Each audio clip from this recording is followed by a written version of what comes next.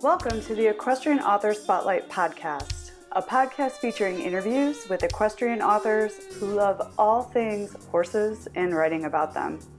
In each episode, you'll hear inspirational stories from horsebook authors, including writing advice and marketing tips to help you write your very own horsebook.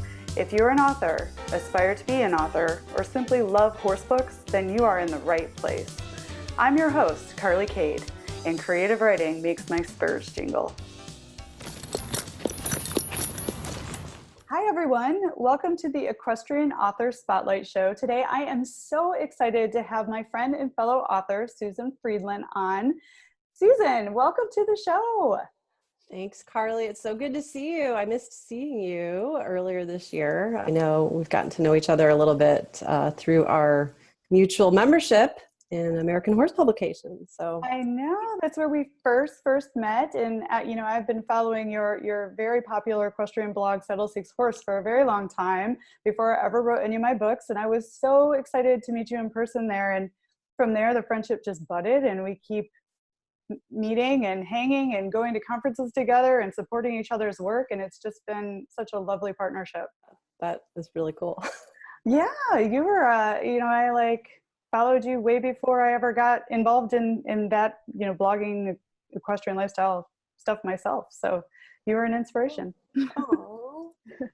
So before we get into the fun part, which is the interview, I am going to read your bio for folks that are listening in so they know a little bit about your background. Middle school history teacher by day and horse girl 24/7, Susan Friedland shares an authentic look at equestrian life on the award-winning blog Saddle Seeks Horse. Topics ranging from equine ulcers to how to break in riding boots the easy way to understanding your horse's kissing spine, along with horse-related book reviews, are the foundation of Susan's website, which has been in the blogosphere since 2013. Susan, a displaced Midwesterner now living in LA, is owned by a cuddly Doberman and a tall, dark, and handsome thoroughbred gelding who just made his debut as a fox hunter. Susan's memoir, Horses Adored and Men Endured, a memoir of falling and getting back up, is rated a 5-star read on Amazon and has garnered praise from publications Untacked, Horse and Style, and fellow authors Jean Abernethy and Kade. Yay, I got kudos. Trot along with Susan and her off-the-track thoroughbred night on Instagram at Saddle Seeks Horse, or visit saddleseekshorse.com, which also we'll get into a little later and I'll link to in the show notes. I wanted to ask you, actually, I don't know if I know this about you yet. How did your love affair with horses begin? It all happened a long time ago. I grew up just a total animal lover. And sadly, my parents were not animal lovers to the degree that I am and that I was. So my mom is from a farming family, dairy farmers in Illinois. And that kind of mindset, at least back then, was, animals don't belong in the house. So I just begged and pleaded, and I really wanted a cat. My best friend had a cat, and they had kittens, and it was just, shouldn't every little girl have a cat? Why don't you love me? So anyway, long story short, the pushback I kept getting was, you can't have an animal in the house because it's dirty. So I cycled through, the cat, that wouldn't work, rabbit, and then dog. And then when I landed on a horse, that argument didn't really hold water anymore, because of course you can't put a horse in a house, because yes, they are dirty and they don't belong in a house. They go in a stable. So all that to say, my older sister had a friend who actually did own a horse, and the horse was maybe 3 or 4 blocks away from us, kind of at the very outskirts of town. We're in kind of a small town, not at all horse property, but in the Midwest, there's sizable yards for normal houses. And so one day, I'm not even sure why, but my sister's friend rode up on this black and white pinto mare named Mandy to our driveway and through our front yard. And then we got to take turns, my older sisters and I. And it was definitely a thrill for a very shy, bookwormy,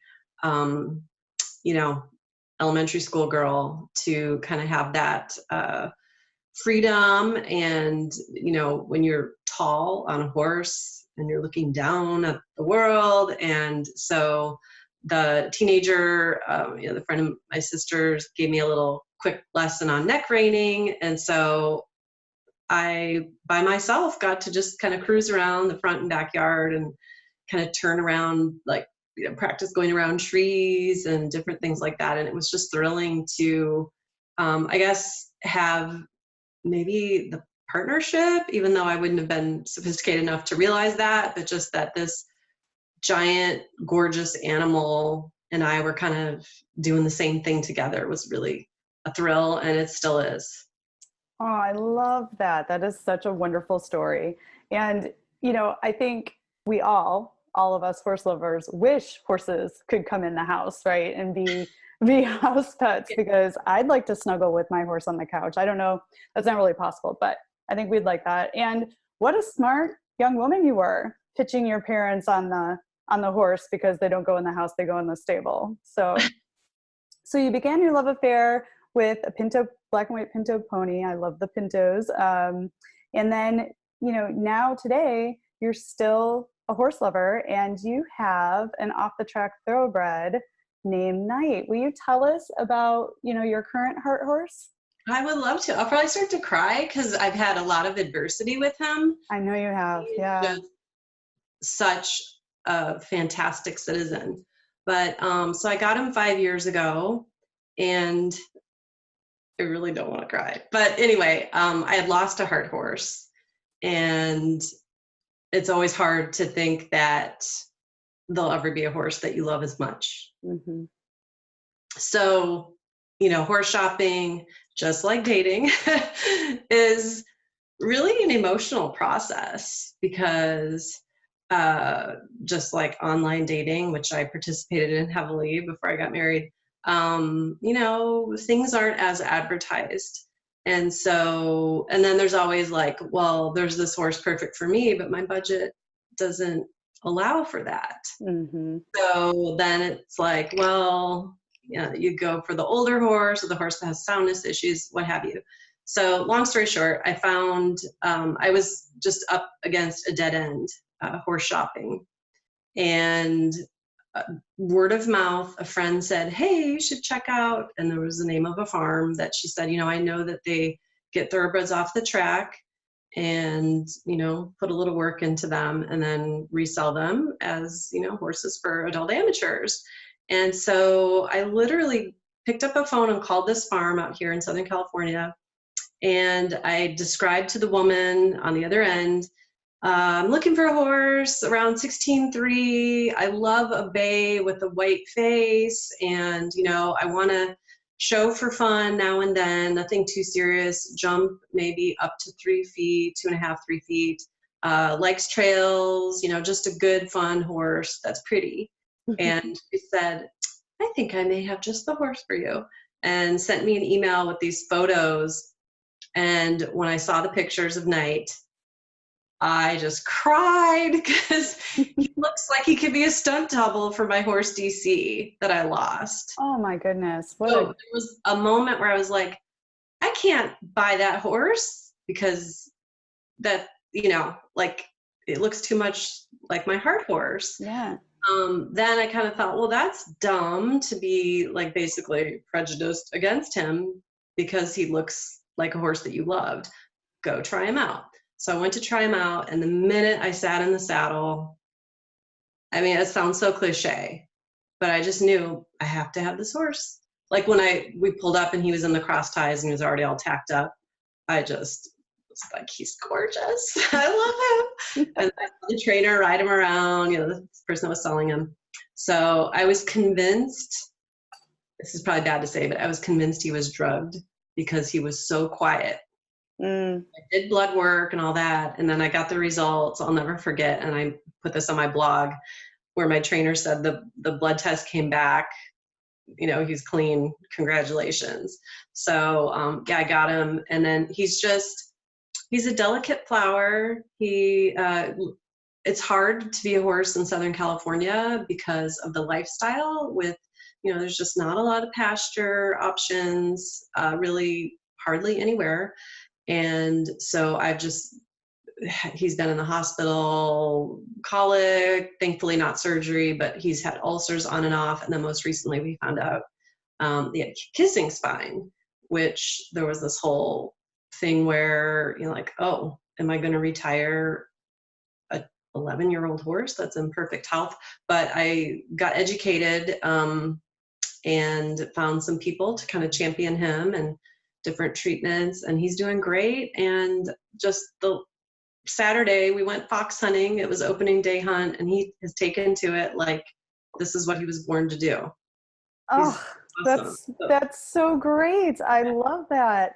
And for listeners who may not be familiar with kissing spine, actually, I wasn't all that familiar with it until you had written so openly about Knight's diagnosis on your blog. Can you tell us a little bit about what kissing spine is in a horse? Yeah, so basically, I'm not at all a science person, so probably people that actually are into the sciences or veterinarians will cringe when they hear this. But okay, if you can just picture a vertebra or a spine, it's basically his vertebrae, instead of having a nice, like distance between the next one, they touch, they override, and that's where the kissing comes in.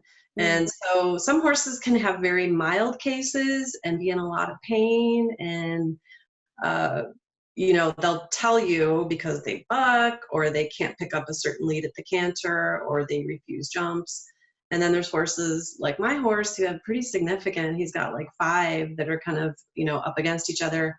And he really didn't show any symptoms, except now looking back, well, that's probably why he kept getting ulcers. He's just a good, solid citizen. And, a lot of them are very stoic and don't show their pain. So the amazing thing about this horse is he's never once bucked with me, stopped at a fence, done anything that's like a typical kind of naughty kissing spine behavior. So it was sort of a fluke how we found out. But actually, Carly, I'm glad you mentioned that, because there's a whole Facebook group dedicated with thousands of people for people with horses with kissing spine. And a good friend of mine, her horse was just diagnosed and she took it really hard. She's still taking it really hard. And I understand, because it feels like a death sentence. But there's so much that can be done. And I actually have a very good friend also with the off-track thoroughbred, and her mare had, like, if you saw the images, instead of, the vertebrae being kind of like this, the one was really like digging into the next one. And she could never keep her, I don't remember which lead, but one of her canter leads going. And my friend had surgery, or not my friend, my friend's horse, and they were able to kind of shave that vertebrae a little bit and get some more space going in there. And she events her. She picked up eventing post-surgery. And so there's just so much that can be done. But what I'm finding is that depending on like where you live in the States or even in countries, there's, some people just aren't as aware of it. And so it can seem more dire than maybe it needs to be. So Susan, with kissing spine, is that genetic to thoroughbreds, or how does a horse wind up with kissing spine? What causes it?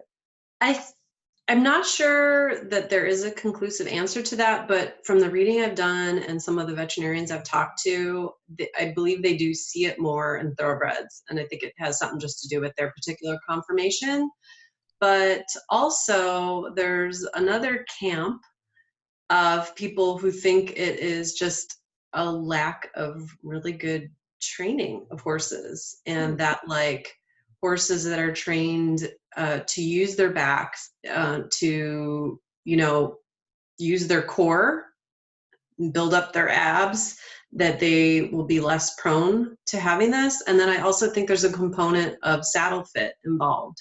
So if you think about a horse that is, cruising around and the saddle doesn't fit them well, and they're maybe kind of arching their back a little bit, just to relieve the pain, that maybe over time that could do something. So, again, I'm not a veterinarian at all, but I've read a lot, and I'm actually in the process of putting together resources, and I'm going to put something on my blog, because people do find my blog posts that I've written about kissing spine and then send me private messages on Facebook or leave a comment or send me an email. And I do want to try to reach out to people and help them. I'm certainly not an expert, but I'm happy to share what I've learned and the different articles I found and things that, were just encouraging and helpful.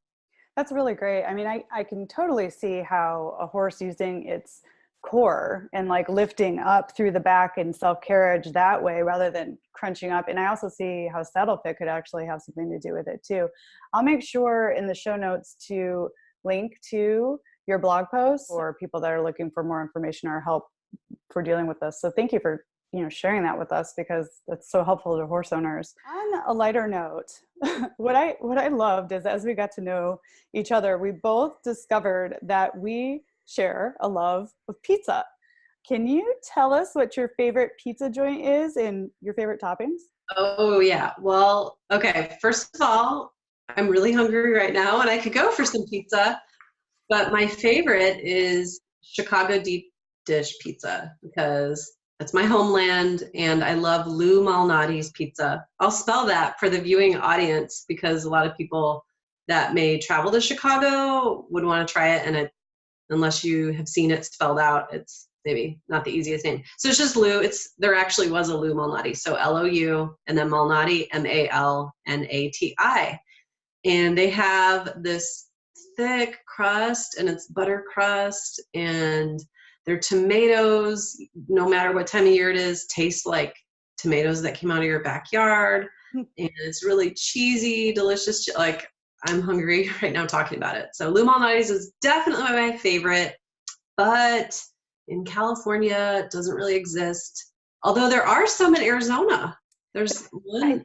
There are a couple. I'm going to have to try it. I haven't tried it before. Oh my gosh. Yeah, you got to go, but give yourself plenty of time because I've been to one of them there, and I think all of the snowbirds from Chicago were there. So it was like a very long wait.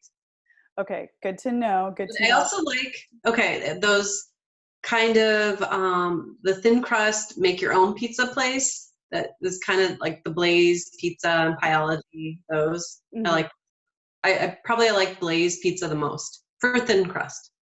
I've been to Blaze when I visited California. Blaze Pizza is very good. I like that place. So, it's really funny. You are my first evening interview, and we've had to pause a couple times for hiccups with light. And this is the best it's going to get, folks. Susan looks great. She brought a professional light. I should take a card from her deck. But I am now hungry. So we are both going to find a way to have pizza tonight, and we can cheers each other for a successful interview as we dig into our pizza. Okay, but so the tomatoes are one of your favorite things. What else do you like on your pizza? So when I go to Lou Malnati's, I get the butter crust with tomato, mushroom, and spinach. Yum. Okay, but the other topping I love, but they don't serve it up at Lou's because it's not Chicago. I love pineapple on pizza.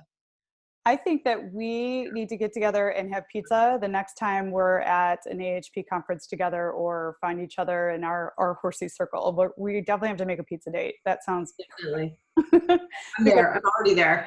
We like the same toppings. So I had to throw that in because I thought that was so cool. I love pizza. We could talk about pizza for hours. When we were first getting to know each other, it was when I was heading to my first Equus Film Festival. And I love that you put that in there as one of your questions to me, that I'm a pizza connoisseur and what kind of pizza do I like. I thought that was cute. So I took a page from your book. Okay, so back to pizza. I am passionate about it. I just found out there's a series on a network I don't have, but there's a guy that goes around and he tests all the pizzas. I think it's called Vice or something. I don't have a TV right now. But I can't remember the name of it. It's a very simple name for the show. I was like, oh, that's my dream job. I know, but we'd probably end up weighing 400 pounds and kill our horses if we were eating pizza every day and test driving pizzas. That's true. So, now I wanted to get a little into the informational side of the interview and talk about, your creative endeavors. But what is so cool is like you are a middle school teacher by day, and as your bio said, a horse girl 24/7. And you're also the woman behind the very popular equestrian blog, Settle Seeks Horse. So when did you realize that you wanted to combine your love of horses with starting a blog? Like where did this begin for you? Well, truth be told, I didn't want to start the blog. Oh. I wanted to publish my book, my memoir, because I had the idea for it. And I went to a Writer's Digest I almost said concert. That was conference in Los Angeles. And I don't think I even really knew what a blog was. Oh no, I did, because I read the book Julie and Julia. Which is a good book.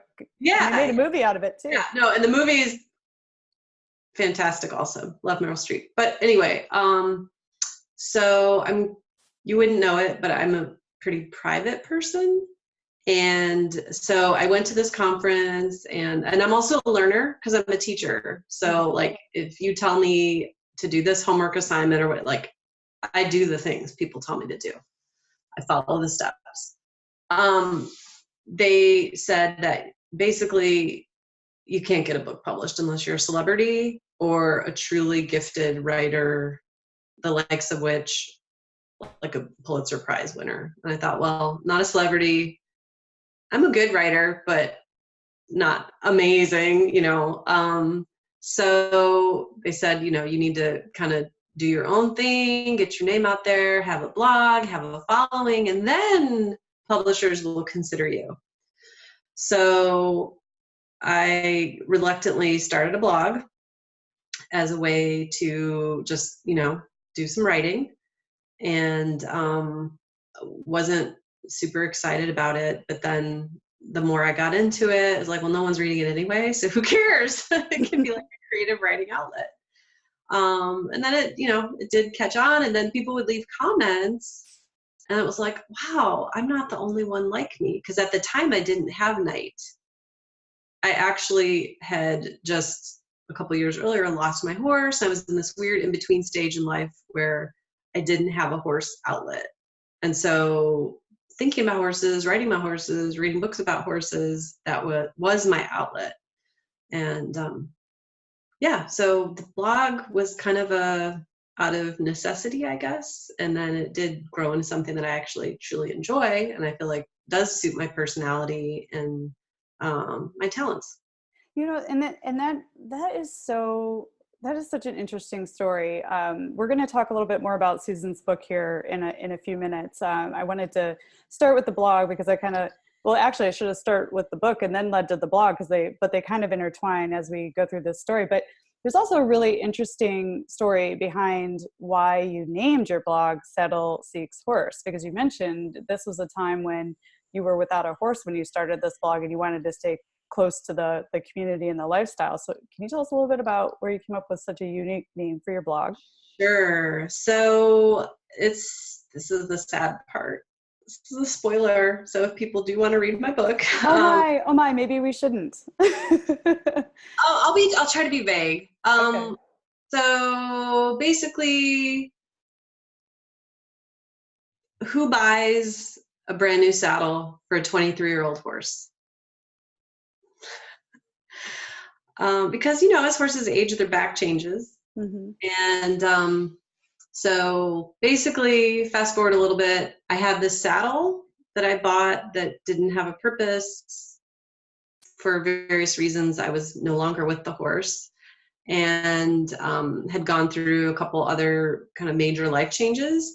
And so this beautiful, basically brand new saddle was in my garage. And that seemed very not a good place for a saddle to be. It should be in a place of honor, not, collecting dust. And so I had this dream like this. A saddle it's like a vision board.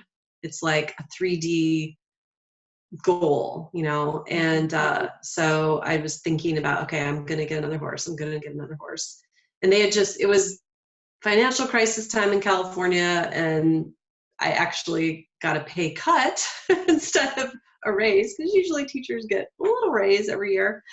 And so that was just kind of my dream keeping me going. I am a horse girl. I may be apart from it for now, but this is who I am, and I will one day have a horse that goes with the saddle. And so it was saddle seeks horse. Like, I don't know, those want ads, you know, man seeking woman, or I don't, something like that. So I love it. I think it's perfect. And, you know, the saddle eventually did find its home, and you chronicle a lot of that on Saddle Seeks Horse. And what's really interesting to me is this blog that you started on advice of people in order, like, to how to get your memoir published, actually became this huge source of people coming to you and wanting to hear what you had to share. So through Saddle Seeks Horse, you know, you are now considered an equestrian influencer. You know, how does it make you feel to be able to impact the equestrian community with your, you know, stories on your blog, your product reviews, and, you know, your equestrian fashion recommendations, your book recommendations? Like, how does that feel, particularly because you kind of didn't want to start the blog and now it's this big success? Like, how's that feel? Well, it's gratifying to think that there's other people like me out there. And I always, you know, I love word of mouth recommendation, you know, for anything, whether it's a pizza place or a certain brand of shoes, or, you know, extend that to the equestrian world, like, you need this saddle pad or this brush, or, you know, try this training technique. So just as much as I feel like I really benefit from, again, kind of being a lifelong learner, I'm always like, as horse people, we have to be lifelong learners because things change. And, you know, that's, I think, what's part of the fun.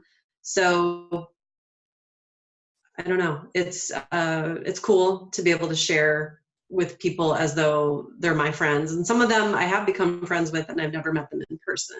But it's just a neat feeling to feel like you're helping someone. One of my blog posts that gets a lot of traffic perennially is a post on grieving a horse, because there's not a lot out there. I mean, if you Google, you can find a lot about, like, what to do when your dog dies, you know. And so I've had people email me. I had a mom from South Africa email me to thank me for writing that blog post because her daughter's pony died unexpectedly, and she and the daughter were really having a hard time. And I'll never forget the words she said is, you know, when we read that blog post, we knew we weren't alone. Oh, wow. That must be, I mean, I'm moved right now listening to it. I can't imagine being on the receiving end, having had written that as a way to deal with your own grief, and then someone else getting value from it. That must have felt sad and amazing at the very same time, right? Mm-hmm. Wow. And then, you know, you also work with equestrian brands and you make recommendations. I was wondering, like, how do you decide which brands you want to work with? I mean, do they come to you, or do you just choose what you want to, like, how does that process work for you? It's a little bit of both. I think early on it was just, okay, these are the things that I love, and so I'm going to write about it. I've pitched brands, and some of them say yes and some say no. And then I do get inquiries, and some of them just aren't a good fit. Like, I've gotten a lot from, like, the gambling world, which I understand. Horse race, you know, I have a thoroughbred, but, like, I don't want to advocate that for people. Mm-hmm. You know, that's not really what my blog is about. That's not my platform. So, and just other things that, like, aren't me. So if it's something that I believe in, like, for example, I recently did a sponsored post with Bluegrass Belts, and it is an American-made brand, female-owned business. They hand make leather that is leather from the U.S. and it made in Kentucky. And so I got to connect with that small business owner, and you know, we worked on a campaign for her and did a giveaway. And so, like, I believe in that. You know, it's a beautiful product. You guys should check it out. Bluegrass Belts. They do also, like, dog collars and leashes and bracelets. And it's very beautiful items. and then like there's also, for other people who may have blogs and want to do this, there's I guess companies, you would say, that work with trying to secure influencers for brands. So like I get an email every day. It's from a group called Activate. And that's how I got work with Farnham. And so, you know, it was a paid social media and blog post thing. Plus they sent me boxes and boxes of fly spray, fly masks. And it was great because, I mean, I use Farnham. So I think it's important to have it be something that you've used or that you like and you advocate for. So yeah, there's different ways to do it. If I wish I could do more, you know, it's just that there's only so many hours in the day, and I teach middle school, so it's kind of, I have to be a little choosier with what I do. That's really great information. I'll make sure to link to your blog post from the belt company, and then I'll also link to Activate, which sounds fantastic. I mean, it kind of helps take some of the hard work out of it by connecting the right brands with the right influencers, if you want to call it that. And I do want to say something here for if there's people who blog. I get a lot of requests from companies that hire PR firms, and so they're reaching out on behalf of a brand, and it's like they want me to, in exchange for maybe a $30 product, write a blog post and do all this for them. I have a hard time with that. Now, if you're a newbie blogger starting out and you want to get your foot in the door with doing sponsored posts, that would be the way to go possibly. But I feel it's very devaluing. I feel like the equestrian space is a little bit behind the times. There are mommy bloggers, food bloggers, fashion bloggers, beauty bloggers, travel bloggers that get paid big bucks for their writing. So I don't think people realize, like, as a blogger, you are a writer and you're an editor and you're usually your own photographer and you're your social media manager. And so what might just be one picture on Instagram with a caption, that takes time, and you have to know hashtags. A good blogger will research keywords and try to make the blog post come up in search engines, you know, SEO, search engine optimization. So I would strongly urge everyone in the equestrian community, you know, don't give away your work. You know, your work has value. Don't give it away for free just because someone's going to offer you a t-shirt. It's not good. Now, if it were De Niro Boot Company and they want to give me a free pair of beautiful riding boots, I might be able to swing something with them. But it's just something to consider, that it would be outrageous. And going back to the PR firm, so what's hard for me to take is that the PR firm is making, you know, there's obviously budget. If that company that's trying to hire you as a blogger has the money to pay a PR firm and they're making money, so how is that even fair for them to ask you to do work for free? Mm-hmm. That makes a lot of sense. And thank you for saying that. You know, I think some people like don't talk about this, and this is really important for people to know and understand. And, you know, let me ask you this on that topic. Like, how did you determine, I'm not going to ask you to list prices or, you know, what your media kit looks like or anything, but I'm curious, how did you set in motion the research in order to determine how much a sponsored post or working with you would take? Like, how did you figure that out? That's a challenge. Some of it is if you are in relationship with other blogger type, influencer type, then you can just have a conversation. Mm-hmm. You know, you obviously have to know kind of your stats but also like your worth. And so part of it, as a teacher, I think about what, if I were tutoring, I've tutored students, my hourly rate for tutoring, like I feel that I'm entitled to that also if I were to, you know, be writing a blog post or, you know, so I kind of take that amount and multiply by the number of hours. There's also, I mean, I've done a little research too, just Googling, like how to determine sponsored post rates. But there's not really one good clear-cut answer, which is probably what makes it challenging for people to know. But so. Yeah, and that makes a lot of sense. I mean, if you think about, it, the blogosphere and, what we're doing as, equestrian creatives and the work that we put into our blogs and all the different projects that we have our hands in, it is valuable. And we are kind of like the new media, right? You have traditional media, which is like newspapers and magazines and advertisements. And if you go to any major publication, they have, pricing listed out, like a half-page ad costs this much, or an editorial piece costs this much. And, I feel like it should be absolutely the same with an established following and, a name as large as Saddle Seek's horse, that it would be, equivalent, because the same amount of work goes in, maybe even more on this side. And this is new media, and our time is valuable. And I think a lot of times women and the equestrians, we tend to devalue ourselves, and we have to remember that everything that we're doing has value, and we should be rewarded for the hard work that we do. So thank you for pointing that out.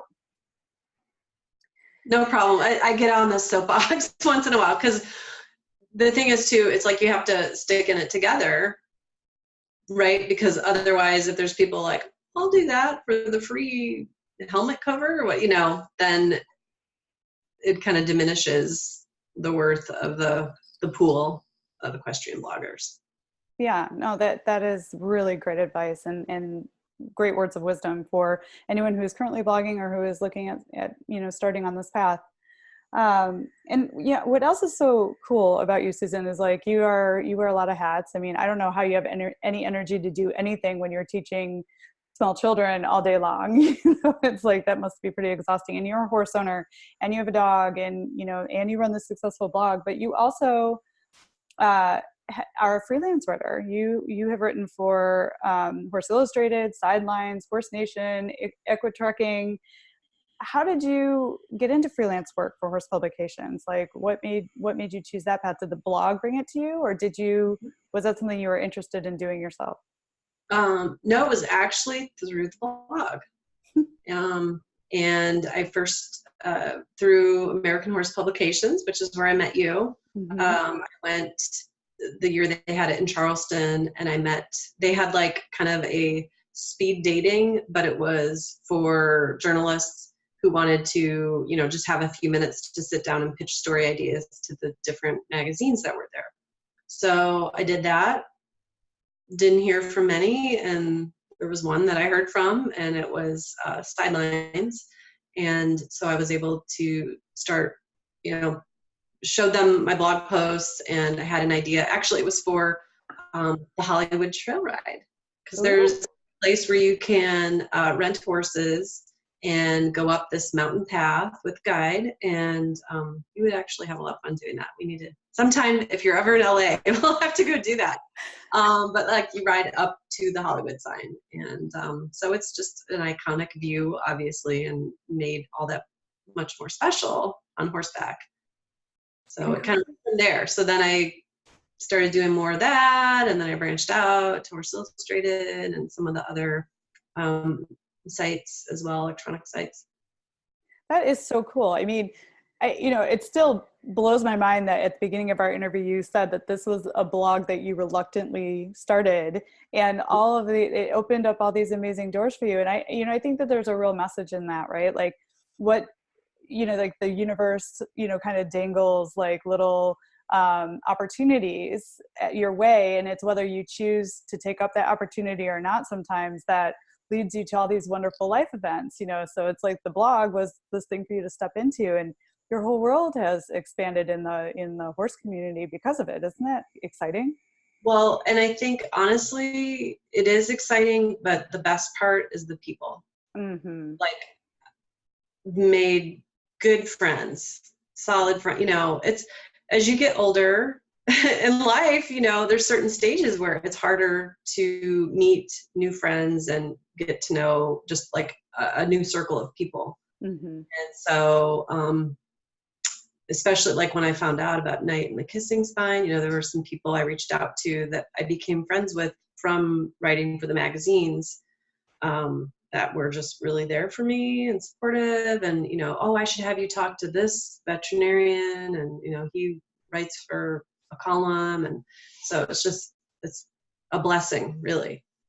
I would totally 100% agree with that. Like, this community is full of such wonderful, awesome people who all love horses. And like, I love that we're friends now. And, you know, I used to look like, not used to, still, like, you were an inspiration for me, right? You know, but like, now we're friends, and that's so neat. And that's what I love about this community, is everyone is so welcoming and friendly, and we offer freely assistance and tips and help, and we're there when someone's going through a tough time. And, you know, it's like, I couldn't agree with you more on that. So all of this experience, this blog that you reluctantly started that became this huge success, Saddle Seeks Horse, and then the freelance writing for the magazines, which followed, all lead us to the book that you mentioned at the beginning of the interview. So will you tell us a little bit about Horses Adored and Men Endured? And, you know, tell us about this book, because obviously this came first. Oh, yeah. So I guess I'll show you the book here. Yes. For those of you listening, not watching us on YouTube, Susan is holding up her book. Okay. So basically, probably 15 years ago, I was at a restaurant called Hot Chocolate in Bucktown in Chicago with a girlfriend. And I was telling her about this horrific blind date that I had gone on a number of years earlier. And she was just laughing and laughing. And she's like, you need to write a book. And I was like, oh, it's too depressing. And she's like, no, this is such good material. And she wasn't the first person who said that. But so basically the guy that I went on the date with, like, I don't know if you've been on any blind dates. Hopefully not. But oh, no, they're right? train wreck. I've been on a couple. Okay. You open the door. You have all these high expectations. You open the door. You see the person, and you're just like, no. Like, you just know this is not the man for you. And you want to be a good, kind person when you just like want to close the door again. But it's like, okay, you got to go through with it. Maybe he has a nice personality. So I was on one of those dates, and the guy didn't realize this, but he didn't have a valid driver's license, nor did he have car insurance, because he'd been in an accident, and he didn't have updated registration.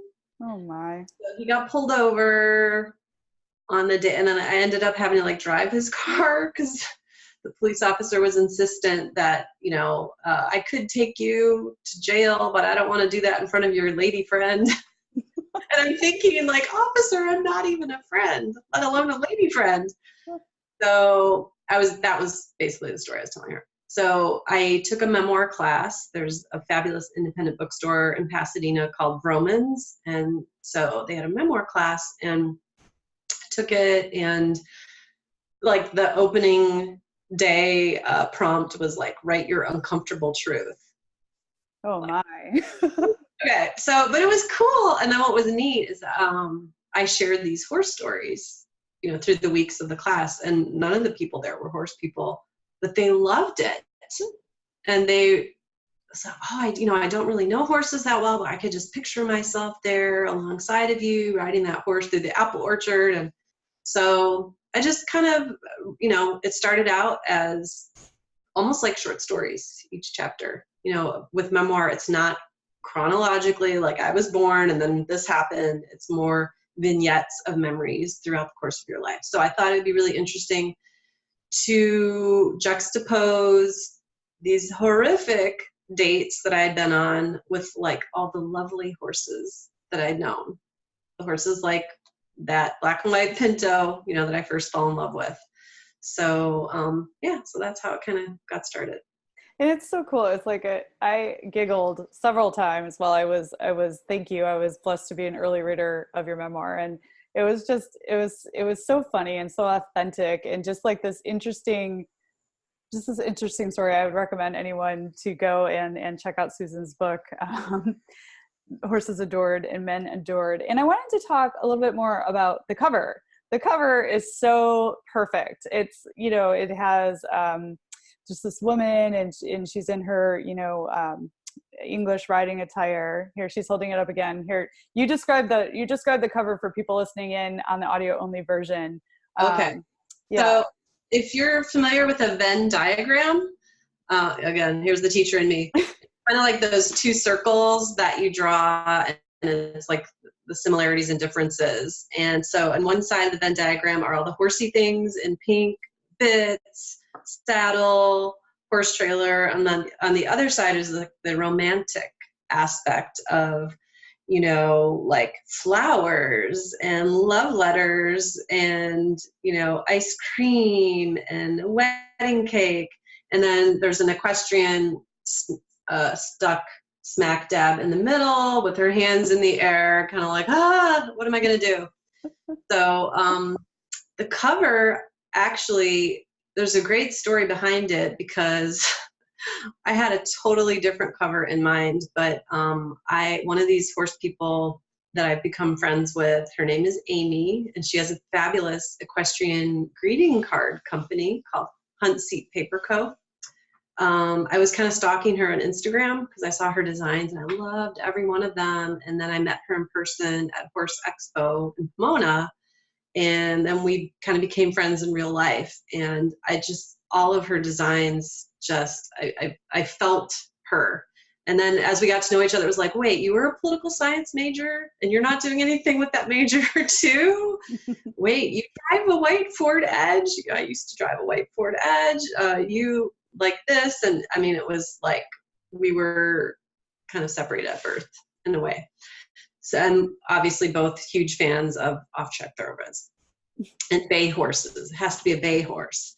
So, so I had an idea for something and I gave it to her and it just looked totally dorky. And so she's like, let me just think of something. And so she just came up with that. When I saw it, I was blown away. And especially the part, I don't know if you noticed, with the name, it's on like a halter brass nameplate. So she just did a fantastic job. And hopefully she's not too busy with greeting cards and fine paper goods. I can get her to work on my next published work too. That's awesome. She knocked it out of the park, and I've seen you share, and I actually follow her too on Instagram, and I'll link to her in the show notes too. Her work is fabulous, and I love it also. And just your book cover is perfect. I think they talk about how important a book cover is and how a lot of people will, you know, make their decisions based on just a first glance at a book cover, and any equestrian that would see yours, would instantly be attracted to it. It is perfect. Thank you.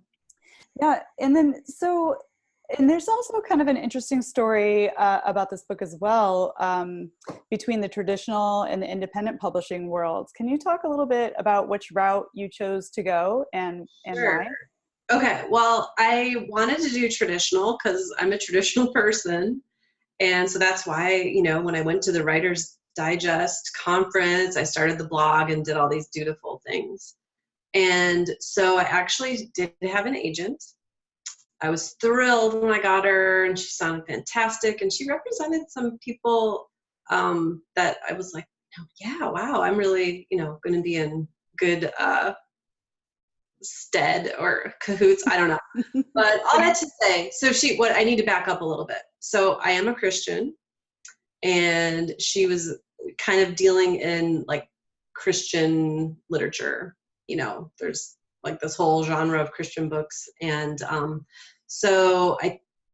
that to say, she was approaching publishers, and I was getting good feedback that they thought it was a charming book, entertaining, but their audience, they didn't have a large enough audience of single horse-loving Christian women. So I thought that's very short-sighted, because first of all, you don't have to be single necessarily, because I think all women have had crazy dates at some point in their life. You don't necessarily have to be a Christian to read a book about someone who is a Christian, because Right. You know, it's not telling you steps to faith. It's just, this is a part of who I am. Mm-hmm. And really anyone who's an animal lover could enjoy the story. So all that to say, she dropped me after about a year of not being able to sell it, and I was devastated. And then I just thought, well, you know what? I'm just going to do it myself. And actually, I have you to thank, Carly, because you were so encouraging, because I'm like, I don't know anything about self-publishing. And plus, you're making more money independently publishing anyway. And you have wild success. So right. Okay. Yeah. So then self-published. So I did that and started listening to a bunch of podcasts, and again, doing my homework like a good teacher, a good student, lifelong learner. So that's the story of how it went from possibly being traditionally published to being self-published. Well, I think that's awesome. And, I'm so glad that I was part of helping you go that route and know that it was possible. And your book is beautiful. Like, what do you wish that you had known when you started out on this journey to write your memoir? Like, was the blog necessary? I mean, this hugely successful blog that you're reluctant to start, that they said you had to start in order to get your book published. Like, you could have done the book without the blog, but like, are you glad about how the path went and where you wound up with everything? And what do you wish you had known when you started out? I think things happen for a reason, and they're having guest day. I'm a member of a fox hunt. That's one of my passions, and maybe we can get into that later. But they're having guest day Saturday, and my two friends that I'm taking, one is Amy, who designed the cover, and another is my friend Carrie, who I would have never met without having the blog. She was a horse blogger in San Diego, and she was like, I think we should meet sometime. And we met, and so yeah, I appreciate how my journey has played out. What I wish I had known, that is a really tough question. And I think probably just a couple of very practical things. I wish I'd known more about search engine optimization when I was starting out with my blog. I wish I had known how blog writing is different from writing a memoir or a magazine article even. Blog writing is a whole other kind of beast. And so people who may be beautiful writers for book format may not be best suited to blog writing. And this is actually something I hope that Equestrian publications can get more with the times too, is they have categories where people can enter articles or blog posts and that. There's a difference between writing a very personal blog post. I write very differently than I would doing an informational piece for Horse Illustrated. So blog readers want to read casual. You do say I, me, my. You might use slang or improper grammar or funny, it's just such a different, which I think I'm a better blog writer than I am a writer, just because I feel like I write so much how I talk. And that's my heart, is to communicate authentically with people. Yeah, so and then starting an email list. I wish I would have done that earlier. That's a great point. Yeah. So the what they say is most important about having an email list is that you own the route in which you can connect with people that are following you, love you, want to be able to hear from you. Should any platform go out of business, you still are able to contact the people that have agreed to hear information from you, right? So is that why you wish you had started it sooner, so you were able to connect with those people better? Absolutely. Yeah. Do you have any advice for how other authors might market their book? Is there anything that has really worked for you in order to reach readers? I mean, I'm sure everyone who has enjoyed Saddle Stakes Horse is an immediate audience for your book, because they love you, they love your personality, they love the voice behind the blog. But is there any one thing that's worked really well for you as far as reaching readers? I think having a good cover is paramount. Just thinking outside the box. So I reached out to one of the popular tack stores in the San Diego area, Mary's Tack and Feed. Love them. And I always spend way too much money when I go there. And I just asked them, hey, do you want to have an author event? And do it like before Christmas. So we did this last year. And, you know, I'm like kind of shy and not at all a salesperson. So I was convinced like that wouldn't work out.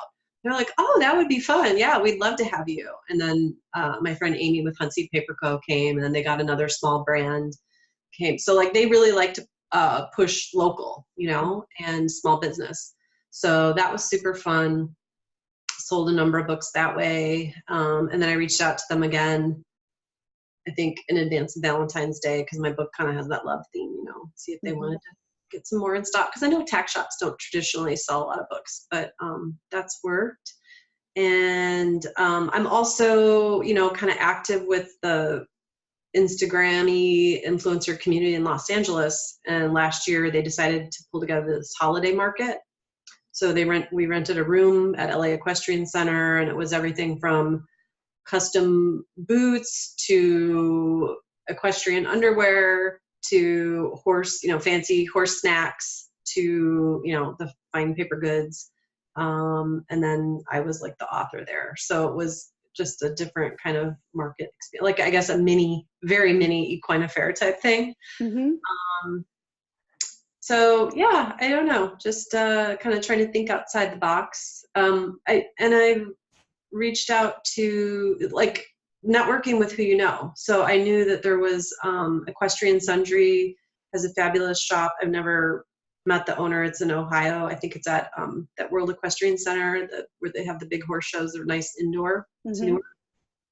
And someone I knew through blogging knew the woman who owns that. And so I just reached out to her, and she bought 10 of my books in the last holiday. So it just, you know, not being afraid to reach out to people. No big deal. Yeah, no, that's really great advice. And I think particularly we write about horses, right? In embedding ourselves in the community where horse lovers is a great way to gain traction. You know, your local tack shop is a great spot to do that. You know, working the holidays, that's a really smart thing to do. And not being afraid to reach out to talk to people, because equestrians are supportive of equestrians, you know, and I think that's great advice. I wanted to ask you one other question too, like going back to writing a memoir. Were you, you know, how was it releasing something into the world that was so personal for you? Like I know, like I write fiction, so like everything that I write about is like made up. Like you share some really crazy ups and downs of your romantic life, you know, and just being, you know, dealing with like the pain of like being a single woman, looking for love, you know, with a lot of horsey things going on inside of it too. Like, how did you feel like how did you find the confidence to put something so personal into the world? Yeah, I don't really know how I did it, because like I said, I am a private person, but I guess if someone's going to dedicate the time and effort and money into reading something, you know, I'm viewing it as art, and it's something I've created. It's true. I love truth and authenticity. And, you know, going back to that blog post with the mom, they were grieving their horse. If my book can resonate with another woman, particularly a single woman who has maybe almost given up on love, or just, you know, someone that maybe can't ride anymore because of physical disability, and it can give them a happy memory of times they spent with their horses, that's powerful and special. And I feel very humbled to be able to communicate that with people. So it was a little terrifying just because of the fact that there were some men that behaved very badly in my past. Anne Lamott, who's an amazing writer, said something to the effect about writing about your family, and I'm going to butcher it. It's better if it came straight from Anne, but it was like, if people wanted to be portrayed better, they should have had better behaviors. That's a great point. Anne Lamott is amazing too. She wrote Bird by Bird, which I'll link to in the show notes here. She has some great advice for authors. is the hardest thing about not only being an author, but you're a writer? You know, you write for horse publications, you're a blogger, you're an author. Like what is the hardest part about getting the word on the page for you? Just sitting down and doing it, the discipline, I think. I know you're very disciplined. I don't know if you still do, but like, I know that you were getting up very early and dedicating a certain amount of your morning to writing. And that is a challenge for me. So I feel like, basically, I feel like everything I do in life is very piecemeal. So, yeah, I would say that's one of my challenges. Yeah, I would agree. That was the very hardest thing about it for me, which is why I designed, you know, a morning routine where I sat down and I gave myself, this is your time to write first thing in the morning, get it done, get it out before you move on with your day. And I always felt like I'm much more happy and satisfied with myself when I put my creative endeavors first before I take on all the responsibilities of the day, because you can get very easily into overwhelm. And then when you're behind a computer all day long, the last thing you want to do when you come home after a long day is to get back on the computer. So I'm a lot like you, piecemeal, but like until I designated a time where I said I want to do this, like this is my time, this is my creative time. Until I did that, my writing didn't move as quickly as I hoped it would. And then I felt better. You know, I felt like I did something for myself in my journey as an author before I did the have-tos of life. Yeah. And then on the flip side of that question, what is the best part of being an author? Yeah, connecting with people that I wouldn't have a chance to otherwise if I didn't have a book. Totally agree. I mean, meeting people and meeting readers and other authors and people in the business is the very coolest part about being an author. I'm so curious to know what you're curious about. Like, what's next for Susan? You know, is there another book on the horizon? Like, what are you curious about right now? Yeah. So what I'm curious about, I am just so thrilled. I mentioned earlier that my horse Knight, despite his kissing spine, you know, we've been fox hunting. I did a lesson a few days ago, and we got him in the cross-country water. Now, I'm not an eventer, mind you, but I wanted him to have that skill because he doesn't like puddles, does not want to walk in water. So what was cool about that is my trainer kind of just narrated me through it. So she was on a horse that knew how to go through the water, and so doing that, and I jumped a couple cross-country jumps, which I have like a mental block about jumps that don't fall down. But we did okay. So I'm just curious about what like the road is going to be with my horse Knight and his hopeful fox hunting career. How did you decide to give that a try in a world? You said that Knight loves it. I went a year ago on my birthday. There was a Facebook ad for our local fox hunt doing a clinic. And so I dragged my friend Amy, who designed the book cover, along with me, and we had a blast. So the best way I can describe it, and they didn't bring out the hounds that day because it was meant to be just instructional, like how the fields work. There's first field that goes, you know, basically a lot of galloping, jumping all the jumps, and they'll be with the hounds. And then there's second field, which is you could jump if you want to, but there would be a way to get through a gate if you don't want to do the jump. And then, so that can go at a pretty quick pace too. And then there's third field or hilltoppers, which is people that maybe walk, maybe trot, if the whole group is willing, a little bit of canter or whatever. So we went out. Beautiful, gorgeous ranch. The ranch that we rode at that day was like, you know, pine trees, sage, mountains, and it was the set for Bonanza for a while. Cool. Used in other movies. So it's just like you're looking at this gorgeous scenery, and you're in kind of fancy riding clothes. It's like all the you know, pomp and circumstance of a horse show minus the stress. And there's such a camaraderie. And like then the first time I went out on a real hunt, I didn't have gloves. I was like, oh my gosh.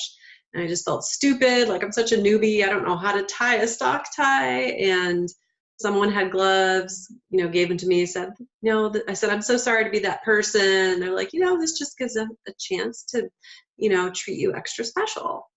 So it's just a fabulous group of people. And there's all kinds of horses, like, there's half drafts. I saw a mule, Arabians, thoroughbreds, warm bloods, like paint, like any kind of horse can do it. And the terrain, I don't know, you would get in this mode if you're like me. And I grew up actually riding out like in fields, basically with no supervision. And that's how you learn how to ride, is you just go bareback and canter around. And I didn't have formal lessons early in my riding career. Obviously I take lessons now and I've become more educated.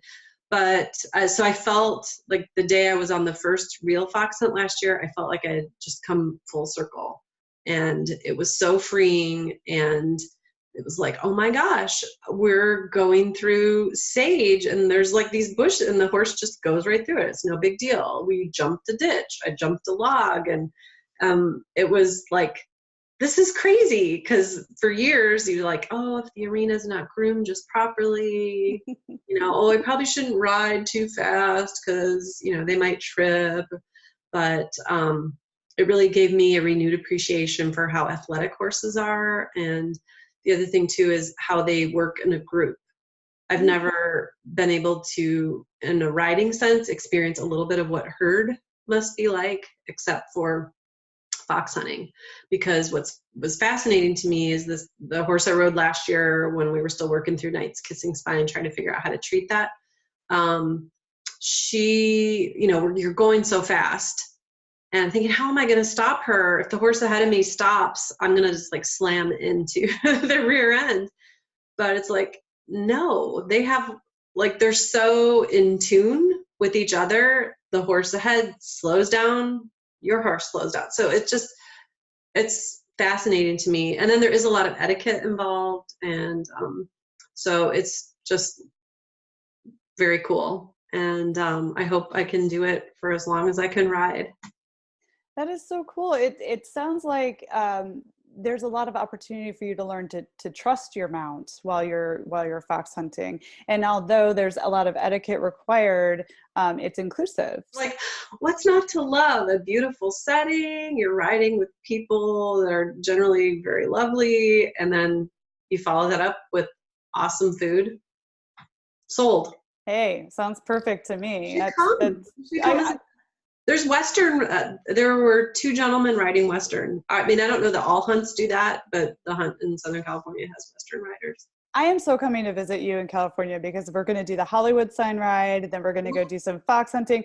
And I may not, advertise this very often, but I can get into an English saddle. I did grow up riding. I started out riding English, and I did all that while I was a youth. So, and I still have my English saddle. I put it on Sissy a couple times, but she's just so slow. It's like posting trot to like a Western jog doesn't actually work, but I still have those roots. So that would be a whole lot of fun. You do a lot of book recommendations on your blog. I wanted to talk to you a little bit about what you look for when you do book reviews and book recommendations. And then I'm also really interested in what you're reading right now. I'm in love with memoir. I like true stories about people.